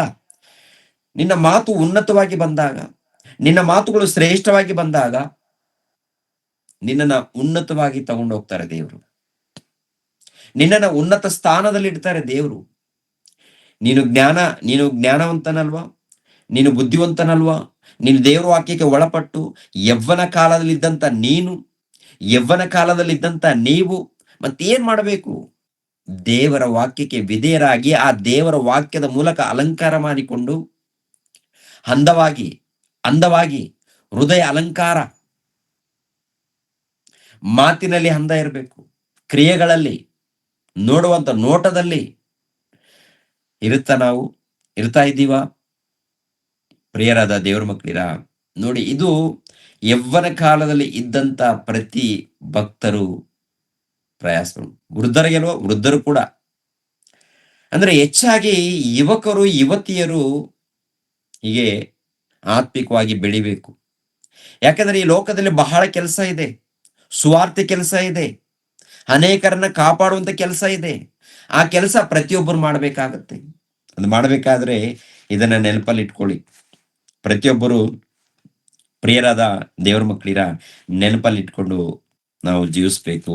3ನೇ ಅಧ್ಯಾಯ, ಜ್ಞಾನೋಕ್ತಿಗಳ ಗ್ರಂಥ 3ನೇ ಅಧ್ಯಾಯ 21ನೇ ವಚನ. ಮಗನೇ, ಸುಜ್ಞಾನವನ್ನು ಬುದ್ಧಿಯನ್ನು ಭದ್ರವಾಗಿಟ್ಟುಕೋ, ನಿನ್ನ ದೃಷ್ಟಿಯು ಅವುಗಳ ಮೇಲೆ ತಪ್ಪದೆ ಇರಲಿ. ಅವು ನಿನಗೆ ಜೀವವು, ನಿನ್ನ ಕೊರಳಿಗೆ ಭೂಷಣವೂ ಆಗಿರುವವು. ಅವು ನಿನಗೆ ಜೀವವು, ನಿನ್ನ ಕೊರಳಿಗೆ ಭೂಷಣವೂ ಆಗಿದೆ. ನೋಡಿದ್ರ? ಅಂದ್ರೆ ಎಷ್ಟು ಒಳ್ಳೆ ಮಾತುಗಳನ್ನ ದೇವರು ತಿಳಿಸ್ಕೊಡ್ತಾ ಇದ್ದಾರೆ. ಒಳ್ಳೆ ಮಾತುಗಳನ್ನ. ಇಂಥ ಒಳ್ಳೆ ಮಾತುಗಳನ್ನ ನಾವು ತಿಳ್ಕೊಂಡು ಪ್ರಿಯರಾದ ದೇವರ ಮಕ್ಕಳಿರ ಈ ಲೋಕದಲ್ಲಿ ನಡಿಬೇಕು, ಜೀವಿಸ್ಬೇಕು. ಲೂಕನ ಬರೆದ ಸುವಾರ್ತೆ 10ನೇ ಅಧ್ಯಾಯ 23ನೇ ವಚನವನ್ನ ನೋಡೋಣ. ಲೂಕನ ಬರೆದ ಸುವಾರ್ತೆ 10ನೇ ಅಧ್ಯಾಯ 23ನೇ ವಚನವನ್ನು. ಲೂಕನ ಬರೆದ ಸುವಾರ್ತೆ 10ನೇ ಅಧ್ಯಾಯ 23ನೇ ವಚನವನ್ನು. ಆಮೇಲೆ ಆತನು ಶಿಷ್ಯರ ಕಡೆಗೆ ತಿರುಗಿಕೊಂಡು ವಿಂಗಡವಾಗಿ ಹೇಳಿದ್ದೇನೆಂದರೆ, ನೀವು ನೋಡುತ್ತಿರುವ ಸಂಗತಿಗಳನ್ನು ನೋಡುವವರು ಧನ್ಯರು. ಬಹು ಮಂದಿ ಪ್ರವಾದಿಗಳು, ಅರಸರು ನೀವು ನೋಡುತ್ತಿರುವ ಸಂಗತಿಗಳನ್ನು ನೋಡಬೇಕೆಂಬ ಅಪೇಕ್ಷಿಸಿದರೂ ನೋಡಲಿಲ್ಲ, ನೀವು ಕೇಳುತ್ತಿರುವ ಸಂಗತಿಗಳನ್ನು ಕೇಳಬೇಕೆಂದು ಅಪೇಕ್ಷಿಸಿದರೂ ಕೇಳಲಿಲ್ಲ ಎಂಬುದಾಗಿ ನಿಮಗೆ ಹೇಳುತ್ತೇನೆ. ಅಂದ್ರೆ ನೋಡಿ, ನೀವು ನೋಡುತ್ತಿರುವ ಸಂಗತಿಗಳನ್ನು ನೋಡುವವರು ಧನ್ಯರು, ಧನ್ಯರು. ಅಂದ್ರೆ ಯೇಸು ಕ್ರಿಸ್ತರು ಹೇಳುವಂತ ಮಾತಿನಲ್ಲಿ ಅರ್ಥ ಏನಪ್ಪ ಅಂದ್ರೆ, ನನ್ನನ್ನು ನೀವು ನೋಡ್ತಾ ಇದ್ದೀರಲ್ಲ, ನನ್ನನ್ನು ನೋಡ್ತಾ ಇದ್ದೀರಾ, ನನ್ನ ಮಾತುಗಳನ್ನು ನೀವು ಕೇಳ್ತಾ ಇದ್ದೀರಲ್ಲ, ನೀವು ಧನ್ಯರು, ನೀವು ಧನ್ಯರು, ನೀವು ಧನ್ಯರು. ಅಂದ್ರೆ ನನ್ನನ್ನು ನೋಡ್ಬೇಕಂತ ಬಹಳ ಮಂದಿ ಎದುರು ನೋಡಿದ್ರು, ಅಪೇಕ್ಷಿಸಿದ್ರು. ನನ್ನ ಮಾತನ್ನ ಕೇಳ್ಬೇಕಂತೇಳಿ ಬಹಳ ಮಂದಿ ಅಪೇಕ್ಷಿಸಿದ್ರು. ಆದರೆ ಅವರಿಗೆ ಅವಕಾಶ ಸಿಕ್ಕಿಲ್ಲ. ನಿಮ್ಗೆ ಅವಕಾಶ ಸಿಕ್ಕಿದೆ, ನಿಮಗೆ ಅವಕಾಶ ಸಿಕ್ಕಿದೆ. ನಿಮ್ಮ ಕಣ್ಣುಗಳು ಧನ್ಯವು, ನೀವು ಧನ್ಯರಾಗಿದ್ದೀರಾ. ಯಾಕೆ ನೀವು ಧನ್ಯರು? ಯಾಕೆಂದ್ರೆ ಪ್ರಾಮುಖ್ಯವಾದಂತ ಅಮೂಲ್ಯವಾದಂತ ಮಾತುಗಳನ್ನ ನೀವು ಕೇಳ್ತಾ ಇದ್ದೀರಾ, ನನ್ನನ್ನು ನೀವು ನೋಡ್ತಾ ಇದ್ದೀರಾ, ನನ್ನನ್ನು ನೋಡ್ತಾ ಇದ್ದೀರಾ. ಈಗಿನ ಕಾಲದಲ್ಲಿ ಆ ಪ್ರೀತಿ ಸ್ವರೂಪನಾಗಿರುವಂತ ಆ ಏಸಯ್ಯನ ಮಾತುಗಳನ್ನ, ಆ ತಂದೆಯಾದ ದೇವರ ಪ್ರೀತಿಯನ್ನ ಕೇಳುವಂತ ಭಾಗ್ಯವು ನಮ್ಗೆ ಸಿಕ್ಕಿದೆಯಲ್ಲ. ಸತ್ಯವೇದ ಗ್ರಂಥ ಎನ್ನುವಂಥದ್ದು ಒಂದು ಗ್ರಂಥ ನಮ್ಮ ಕೈಯಲ್ಲಿ ಬಂದಿದೆಯಲ್ಲ. ಎಷ್ಟು ಅದ್ಭುತವಾದಂತ ಅವಕಾಶ ಪ್ರಿಯರೇ. ಒಂದು ಕಾಲದಲ್ಲಿ ಇಂಥ ಅವಕಾಶ ಇದೆಯಾ? ಇಸ್ರಾಯೇಲ್ಯರ ಬಳಿಯಲ್ಲಿ ಏನಾದ್ರೂ ಮನೆ ಮನೆಯಲ್ಲಿ ಸತ್ಯವೇದ ಗ್ರಂಥ ತಲುಪಿದೆಯಾ ಒಂದು ಕಾಲದಲ್ಲಿ ಅಂತ ನೋಡುವಾಗ ಇಲ್ಲ ರೀ ಪ್ರಿಯರೇ. ಎಲ್ಲೋ ಒಂದು ದೇವರ ಆಲಯದಲ್ಲಿ, ಇಲ್ಲಾಂದ್ರೆ ಅಧಿಕಾರಿಗಳ ಬಳಿಯಲ್ಲಿ, ಇಲ್ಲಾಂದ್ರೆ ಅರಸರ ಮನೆಗಳಲ್ಲಿ ದೇವರ ಧರ್ಮಶಾಸ್ತ್ರ ಇತ್ತು.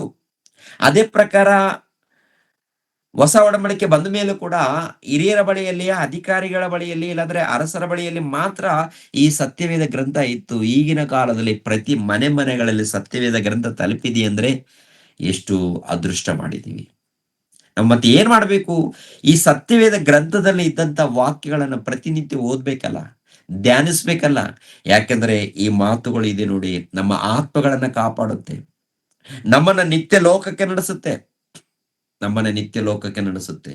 ಒಂದು ವೇಳೆ ಇದು ಬೇಡ ಅಂತೇಳಿ ವಾಕ್ಯಗಳನ್ನ ಪಕ್ಕಕ್ಕಿಟ್ಟು ಹೊರಗಡೆ ಅಲಂಕಾರ ಮಾಡಿಕೊಳ್ಳೋದಿಕ್ಕೆ, ಏನ್ರಿ ಈ ಮುಖವನ್ನ, ಇಲ್ಲಾಂದ್ರೆ ಈ ದೇಹವನ್ನು ಹೊರಗಡೆ ನೋಡೋದಕ್ಕೆ, ತೋರಿಸೋದಕ್ಕೆ, ಇಲ್ಲಾಂದ್ರೆ ಹೊರಗಡೆ ನಾನು ಅಂದವಾಗಿ ಕಾಣಬೇಕು ಎಂಬ ಇಂಥ ಆಲೋಚನೆಯಲ್ಲಿ ಇಟ್ಕೊಂಡು ಹೋದ್ರೆ ಒಂದು ದಿನ ಇದು ಏನಾಗುತ್ತೆ? ಮಣ್ಣಪಾಲಾಗತ್ತೆ ಅಲ್ಲ. ಒಂದು ದಿನ ಏನಾಗುತ್ತೆ? ಇದು ಮಣ್ಣಪಾಲಾಗತ್ತೆ, ಇದು ಸುಟ್ಟೋಗುತ್ತೆ, ಇದು ನಾಶವಾಗುತ್ತೆ, ಇನ್ ಏನು ಉಳ್ಕೊಂಡಿಲ್ಲ. ಮತ್ತೆ ಆತ್ಮ ನೋಡುವಾಗ ಬೆಂಕಿ ಕೊಂಡಕ್ಕೆ ಹೋಗ್ಬೇಕಾಗತ್ತೆ. ಆ ಬೆಂಕಿ ಕೊಂಡಕ್ಕೆ ಹೋಗದಂತೆ ನಾವು ಕಾಪಾಡಲು ಪಡಬೇಕಾದ್ರೆ ಪ್ರಿಯರಾದ ದೇವರ ಮಕ್ಕಳಿರ, ದೇವರ ವಾಕ್ಯಗಳನ್ನ ನಾವು ಚೆನ್ನಾಗಿ ಕೇಳ್ಬೇಕು. ದೇವರ ವಾಕ್ಯಗಳನ್ನ ಚೆನ್ನಾಗಿ ಕೇಳ್ಬೇಕು. ಯಾಕೆಂದ್ರೆ ಸೌಂದರ್ಯವು ನೆಚ್ಚತಕ್ಕದ್ದಲ್ಲ, ಅದು ಮೋಸಕರವಾದದ್ದು ಅಂತ ಹೇಳ್ತಾರಲ್ಲ ಪ್ರಿಯರೇ. ಎಲ್ಲಿರುತ್ತೆ ಆ ಮಾತು? ಜ್ಞಾನೋಕ್ತಿಗಳ ಗ್ರಂಥ 31ನೇ ಅಧ್ಯಾಯ. ಇನ್ನೊಂದು 5 ನಿಮಿಷದಲ್ಲಿ ಮುಗಿಸ್ತೀನಿ. ಜ್ಞಾನೋಕ್ತಿಗಳ ಗ್ರಂಥ 31 ಏನ್ರಿ 30ನೇ ವಚನದಲ್ಲಿ ಒಂದು ಮಾತಿರುತ್ತೆ ನೋಡಿ ಪ್ರಿಯರ್. 30ನೇ ವಚನ, ಜ್ಞಾನೋಕ್ತಿಗಳ ಗ್ರಂಥ 31 30ನೇ ವಚನ. 31 30. ಸೌಂದರ್ಯವು ನೆಚ್ಚತಕ್ಕದ್ದಲ್ಲ, ಲಾವಣ್ಯವು ನೆಲೆಯಲ್ಲ, ಲಾವಣ್ಯವು ನೆಲೆಯಲ್ಲ. ಅಂದ್ರೆ ಸೌಂದರ್ಯವು ಏನಂತ ಹೇಳ್ತಾರೆ? ಸೌಂದರ್ಯವು ನೆಚ್ಚತಕ್ಕದ್ದಲ್ಲ ಅಂದ್ರೆ ಅಂದವು ಮೋಸಕರವಾದದ್ದು. ಅದೇನಪ್ಪ ಅಂತಂದ್ರೆ, ಒಬ್ಬ ಪುರುಷ ನಿನ್ಗೆ ಇಷ್ಟಪಡುವುದು ಏನಿಲ್ಲ, ಅದು ಕೂಡ ಮೋಸ ನಡೆಯುತ್ತೆ. ಏನ್ ಸುಖ ಇಲ್ಲ ರೀ, ಸುಖ ಇಲ್ಲ. ಇನ್ನು ಕೆಲವ್ರು ಏನಪ್ಪಾ ಅಂದ್ರೆ ಏನೋ ಹುಚ್ಚುಚ್ಚ ಆಲೋಚನೆಗಳು ಇರುತ್ತೆ ಪ್ರೇರೆ. ಯಾರನ್ನೋ ರೇಗಿಸ್ಬೇಕಂತೇಳಿ, ಯಾರನ್ನೋ ಏನೋ ಮಾಡ್ಬೇಕಂತೇಳಿ, ಏನೋ ಮೋಸ ಮಾಡ್ಬೇಕು, ಏನೇನೋ ನಡೀತಾ ಇದೆ. ಅಂದ್ರೆ ದೇವ್ರು ಕೊಟ್ಟಿದ್ದು ಅಂದ ಕೊಟ್ಟಿದ್ದಾರೆ. ಈ ಅಂದದ ಮೂಲಕ ಏನ್ ಮಾಡ್ತಾರಪ್ಪ ಅಂದ್ರೆ ಮಾರಿಕೊಳ್ತಾ ಇದಾರೆ. ವ್ಯಾಪಾರ ಆಗಿದೆ. ದೇವ್ರು ಕೊಟ್ಟಂತ ಅಂದದ ಮೂಲಕ ವ್ಯಾಪಾರ,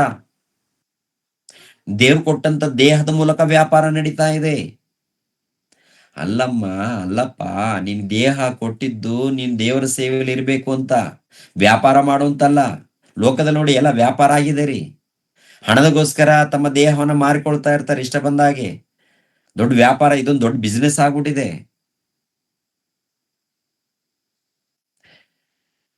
ಅದಕ್ಕೆ ಪ್ರಪಂಚದಲ್ಲಿ ರೋಗಗಳು, ಅಂಟು ರೋಗಗಳು ರಾಸಿ ರಾಸಿ ತುಂಬಿಕೊಂಡಿವೆ ರೀ. ಎಲ್ಲ ಕಡೆ ರೋಗಗಳು ತುಂಬಿಕೊಂಡಿದೆ ರೀ. ಅಂಟು ರೋಗಗಳಿದೆ, ಏಡ್ಸ್ ವ್ಯಾಧಿಗಳು, ಅನೇಕ ರೋಗಗಳು ತುಂಬಿದೆ ಎಲ್ಲ ಕಡೆ. ಯಾಕೆಪ್ಪ ಅಂತ ನೋಡುವಾಗ ಏನ್ ಮತ್ತೆ ಏನಿದೆ? ಸುಖ ಸುಖ ಸುಖ ಅಂತಾನೆ ಒದ್ದಾಡ್ತಾ ಇರ್ತಾನೆ. ಸುಖ ಇದರಲ್ಲಿ ಸುಖ, ಇದರಲ್ಲಿ ಸುಖ, ಏನೋ ಇರುತ್ತೆ. ಸ್ವರ್ಗ ಇದೆ, ಸ್ವರ್ಗ. ಏನ್ ಸ್ವರ್ಗ? ಬೆಂಕಿ ಕೊಂಡಕ್ಕೆ ಹೋಗುವಂಥದ್ದು.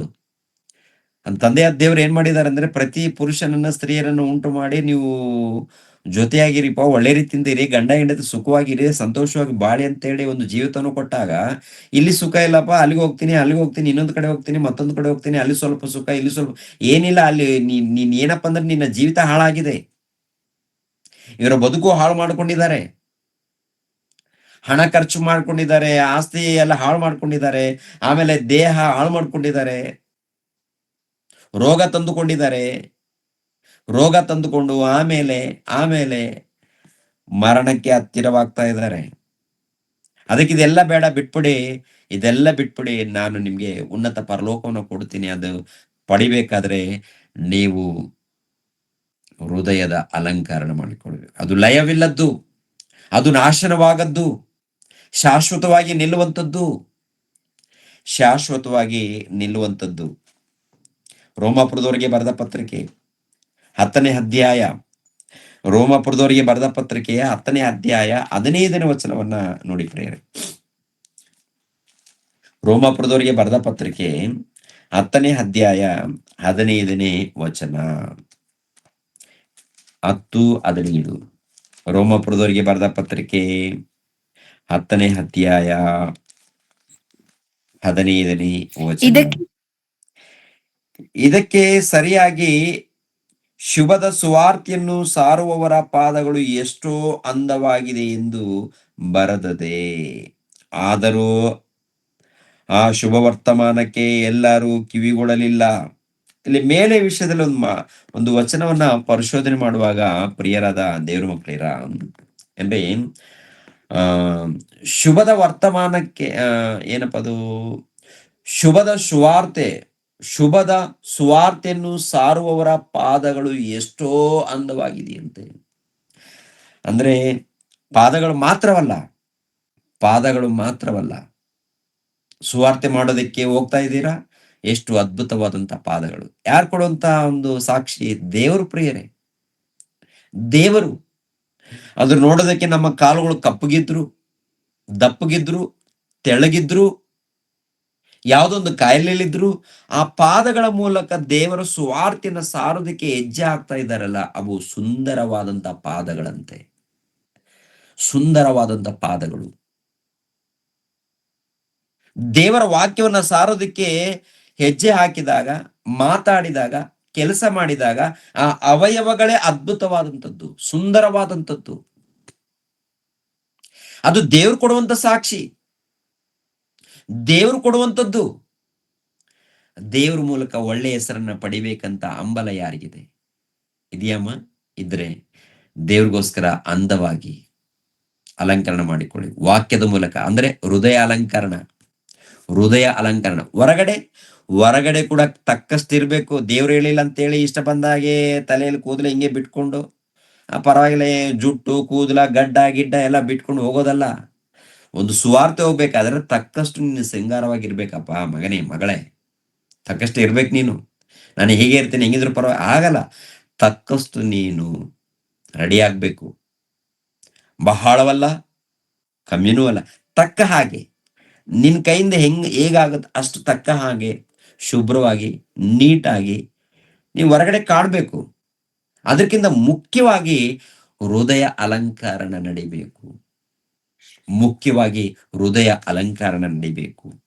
ಅದಿಲ್ಲದೆ ಹೋದ್ರೆ ನಾವು ಮೋಸ ಹೋಗ್ತೀವಿ. ಒಂದ್ಸಾರಿ ಕೊನೆಯದಾಗಿ ಇನ್ನೊಂದು ಮಾತನ್ನ, ಕೊಲಸದವರಿಗೆ ಬರೆದ ಪತ್ರಿಕೆ ಅಂದ್ರೆ 3ನೇ ಅಧ್ಯಾಯ 12ನೇ ವಚನ. 3ನೇ ಅಧ್ಯಾಯ 12ನೇ ವಚನ.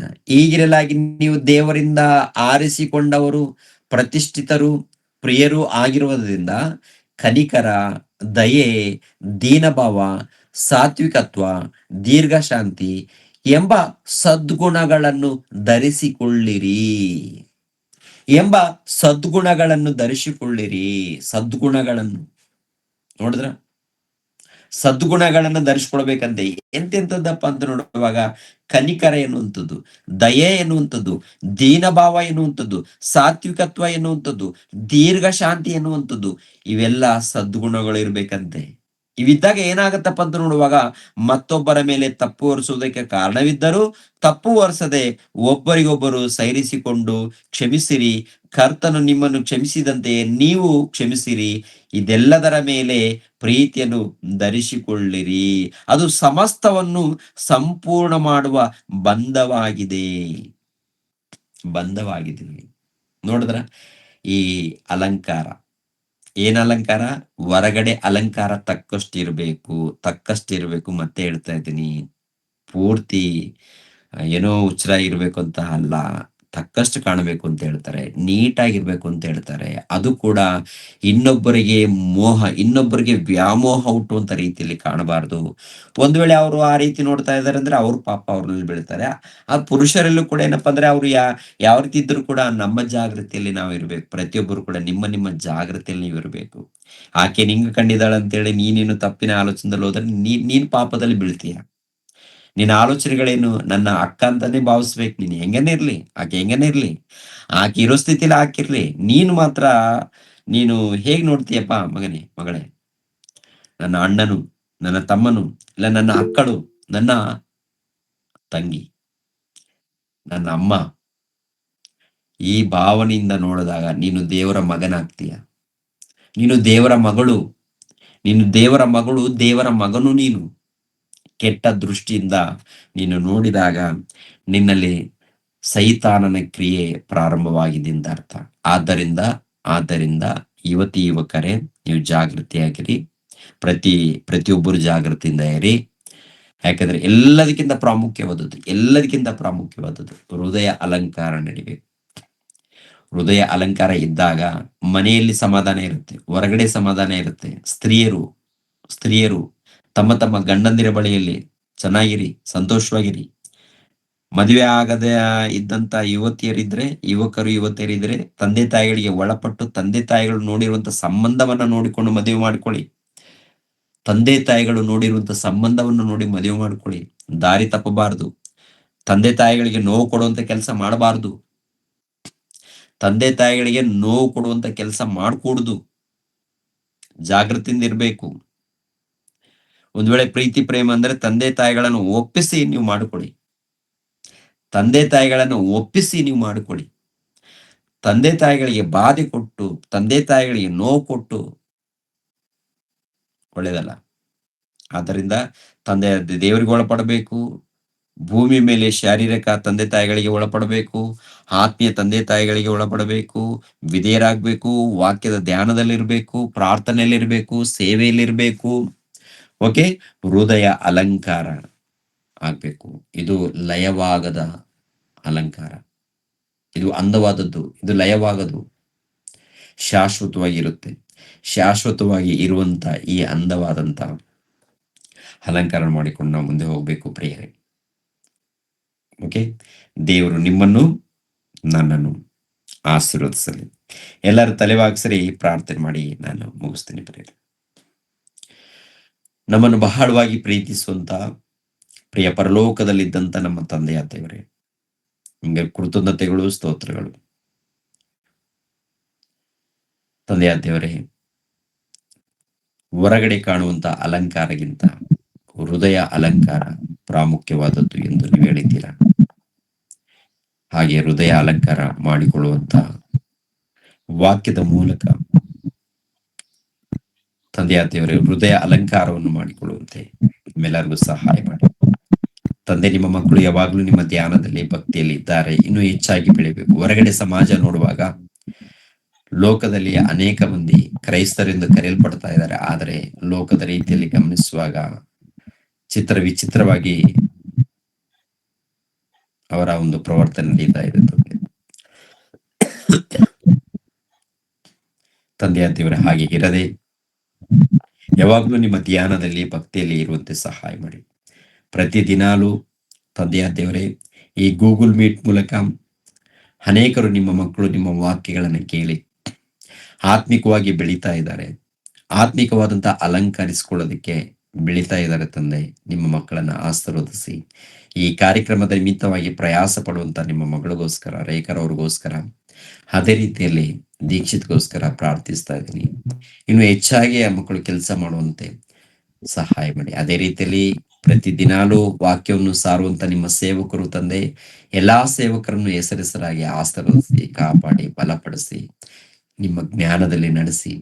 ಬರುವಂತ ದಿನಗಳಲ್ಲಿ ಅನೇಕ ಒಂದು ಕಾರ್ಯಕ್ರಮಗಳಿದೆ ತಂದೆ. ಎಲ್ಲಾ ಕಾರ್ಯಕ್ರಮಗಳು ತಂದೆಯಾದ ದೇವರೇ ನಿಮ್ಮ ಕೃಪೆ ಮೂಲಕ ನಡೆಸಿಕೊಳ್ಳುವಂತೆ ಸಹಾಯ ಮಾಡಿ. ಒಂದು ವೇಳೆ ಯಾರಾದರೂ ಅನಾರೋಗ್ಯದಲ್ಲಿದ್ದರೆ ಅಂತ ಮಕ್ಕಳನ್ನು ಮುಟ್ಟಿ ಬಲಪಡಿಸಿ, ಒಳ್ಳೆ ಆರೋಗ್ಯವನ್ನು, ಸಮಾಧಾನವನ್ನು, ಸಂತೋಷವನ್ನು ದಯಪಾಲಿಸಿ. ತಂದೆಯಾದ ದೇವರೇ, ಗೂಗಲ್ ಮೀಟ್ ಮೂಲಕ ಬಂದಂತ ಎಲ್ಲಾ ನಿಮ್ಮ ಮಕ್ಕಳಿಗೋಸ್ಕರ ಪ್ರಾರ್ಥಿಸ್ತಾ ಇದ್ದೀನಿ. ಕುಟುಂಬ ಸಹಿತವಾಗಿ ಆಶೀರ್ವದಿಸಿ, ಎಲ್ಲರನ್ನು ಬಲಪಡಿಸಿ, ನಿಮ್ಮ ಜ್ಞಾನದಲ್ಲಿ ಭಯಭಕ್ತಿಯಲ್ಲಿ ಜೀವಿಸುವಂತೆ ಸಹಾಯ ಮಾಡಿ. ಎಲ್ಲರನ್ನು ಬಲಪಡಿಸಿ ಯೇಸು ಪವಿತ್ರ ನಾಮದಲ್ಲಿ ಬೇಡ್ತಾ ಇದ್ದೀನಪ್ಪ ತಂದೆಯೇ, ಆಮೇನ್. ಎಲ್ಲರಿಗೂ ಧನ್ಯವಾದಗಳು. ಅಂತ್ಯಾಸರು ತಗೊಂಡ್ಬಿಡೋಣ. ಕಣ್ಮುಚ್ಚಿ. ನಮ್ಮ ತಂದೆಯಾದ ದೇವರ ಪ್ರೀತಿಯು, ನಮ್ಮ ರಕ್ಷಕನಾದ ಯೇಸು ಕ್ರಿಸ್ತರ ಕೃಪೆಯು, ಪವಿತ್ರ ಆತ್ಮನ ಅನ್ಯೋನ್ಯ ಸಹವಾಸವು ಸದಾ ಕಾಲ ದೇವರ ಜೊತೆಯಾಗಿದ್ದು ನಡೆಸಲಿ. ಆಮೇನ್. ಎಲ್ಲರಿಗೂ ವಂದನೆಗಳು.